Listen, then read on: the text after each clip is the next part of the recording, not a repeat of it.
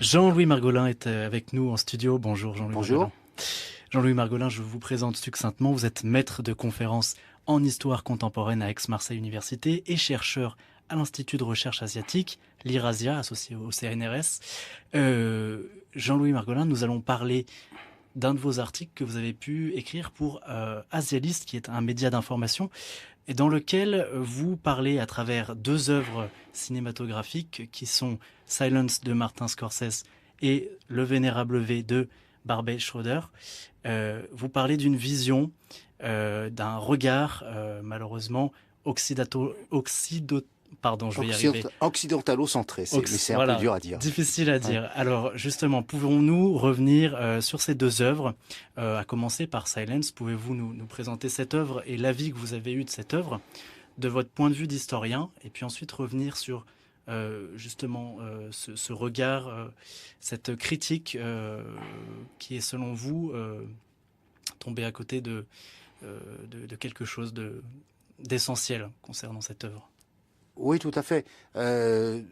Donc c'est un film de Martin Scorsese. Je pense qu'il n'y a pas besoin de beaucoup présenter, un des plus grands cinéastes vivants certainement, c'est un très vieux projet d'ailleurs de Martin Scorsese. Je crois que c'est un film qu'il avait derrière la tête depuis déjà une vingtaine d'années, et dont le sujet et les très grandes difficultés à maintenir une présence chrétienne, en l'occurrence catholique, au Japon, après la fermeture de ce pays en 1636, et ce qui coïncide à peu près avec le début de très importante persécution antichrétienne, une proscription complète du christianisme, toute poursuite d'activités religieuses donc non conformes pouvant être punie de mort. Dans le Japon, donc des shoguns, de la dynastie des shoguns Tokugawa, et une proscription qui dure en fait jusqu'à la réouverture, même un petit peu au-delà d'ailleurs, jusqu'à la réouverture du Japon après 1854, ouverture forcée par les Occidentaux. Et on voit donc que le drame que subissent deux jeunes missionnaires portugais venus de Macao, qui parviennent à s'infiltrer au Japon, à retrouver quelques communautés chrétiennes très pauvres, paysannes, puisque une bonne partie de ceux qui avaient été convertis étaient en fait des paysans pauvres du sud du Japon.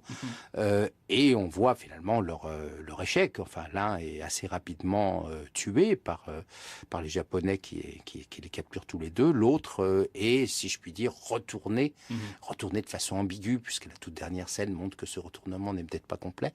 Mais il est retourné et transformé finalement en persécuteur lui-même des chrétiens. Lui-même est chargé de contrôler que rien ne pénètre au Japon qui puisse servir au culte, à un culte chrétien. Voilà. Et donc ce film qui relate des faits extrêmement précis, historiquement tout à fait avérés, rien n'est laissé à l'imagination. Enfin, sauf évidemment certains nombres d'aventures précises, mais le contexte est extrêmement précisément décrit. Donc solide historiquement comme film. Voilà, c'est tout à fait solide. Ça m'a paru tout à fait vraisemblable. Vous savez, mon historien est assez difficile en général en ce qui concerne le sentiment de véracité que peut avoir un film historique. Et là, j'ai trouvé qu'au contraire que Scorsese avait fait très bien son travail. Et ce film, enfin en France, je parle de la critique française, je n'ai pas étudié ce qu'avait dit la critique par exemple aux États-Unis. La critique française a été très partagée. Et plusieurs médias importants ont été très défavorables à ce film, et surtout très défavorables pour des raisons extra-cinématographiques. C'est là où je peux intervenir, évidemment, en tant qu'historien. Voilà, c'est un petit peu pour cette raison-là que je suis intervenu dans cet article. Alors justement, à propos de ces commentaires, donc nous avons pu lire des critiques qui étaient malheureusement écrites à travers, teintées d'un certain idéologisme. C'est ça. Alors, je vais parler d'occidentalocentrisme, peut-être fois d'ailleurs de francocentrisme. L'Occident est peut-être une notion un peu trop large pour être totalement correspondre à ce type de critique. Ce que je leur reprochais, c'était finalement de tout juger à l'aune de ce que peut être finalement d'une part le statut de la foi et de la religion aujourd'hui dans une société comme la société française largement laïcisée, donc des gens qui partent à l'autre bout du monde en prenant tous les risques, en se sacrifiant, en maintenant leur foi envers et contre tout, et puis avec des dilemmes terribles.